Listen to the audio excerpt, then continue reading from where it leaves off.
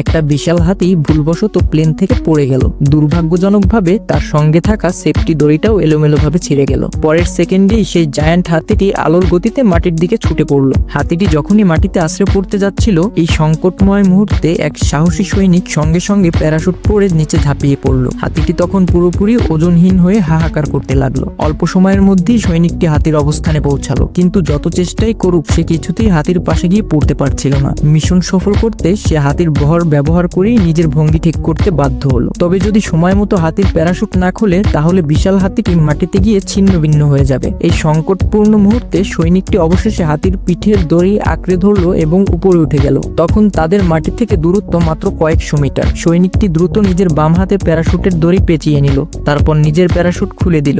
ইনারশিয়ার সাহায্যে সে সফলভাবে হাতির প্যারাশুটটিও খুলে ফেললো সম্পূর্ণভাবে। অবশেষে সেই বিশাল হাতিটি নিরাপদে মাটিতে নামলো, আর সাহসী সৈনিকটিও নিরাপদে ভূমিতে ফিরে এলো।